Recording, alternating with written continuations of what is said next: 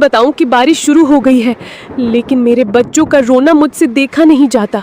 भीगूंगी, गिरूंगी, चाहे जो हो, लेकिन इन्हें भूखा नहीं देख सकती। रुको मेरे लाल, मम्मा कुछ ले आएगी, चाहे जान ही क्यों ना चली जाए।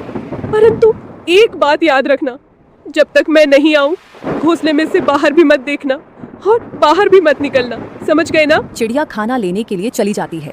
अब इन दो बच्चों की माँ घर पर नहीं थी और बच्चे घोंसले में अकेले थे। उनके लिए यह पहली बारिश थी जो उन्हें किसी अजूबे से कम नहीं लग रही थी।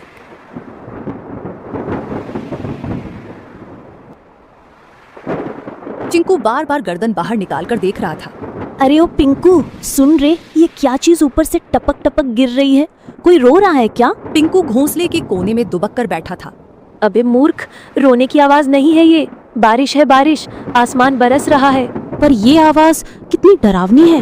और पानी, इतना सारा पानी कहाँ से आता है रे?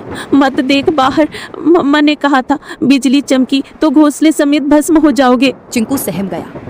हवा के साथ पानी की बौछारें घोंसले तक पहुंचने लगी थी। दोनों भीगने लगे। मम्मा कब आएगी पिंकू? भूख लग रही है यार, और डर भी। पिंकू कुछ नहीं बोला। उसकी आंखों में चिंता थी।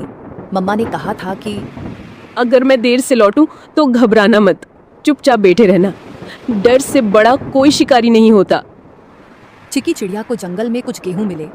उसने वो गेहूं को अपनी पतली टांगों से पकड़ा और तेज बारिश में फिर से बच्चों के पास लौटने की ठान ली। बारिश और हवा में अपना जोर दिखाना शुरू कर दिया था। उसे ना चाहते हुए भी एक पेड़ की डाल पर बैठना पड़ा। हे राम, बच्चे अकेले हैं, घोंसला खुला है और ये बारिश बढ़ती ही जा रही है। यदि बारिश थोड़ी सी भी कम हो तो मैं सीधी दौड़ती हुई उड़कर अपने बच्चों के पास पहुंच जाऊंगी। तभी बगल की डाली पर टोनी तोता फुर्र से आकर बैठा। अरे टुनी बहन, तू यहाँ क्या कर रही है इस तूफानी बारिश में? तुम्हें होश भी है कि बच्चे अकेले हैं? टोनी भाई, क्या करूं, उड़ नहीं पा रही, पंख गीले हो गए हैं। बहन, कल की बात बताऊं, मैं कबूतर बहन के घोंसले के पास से जा रहा था। क्या हुआ वहाँ? बहन, एक सांप आया था, बहुत लंबा और काला। चुपचाप डालियों के पीछे पीछे सरकता हुआ सीधा घोंसले तक पहुंच गया। फिर किसी ने देखा नहीं?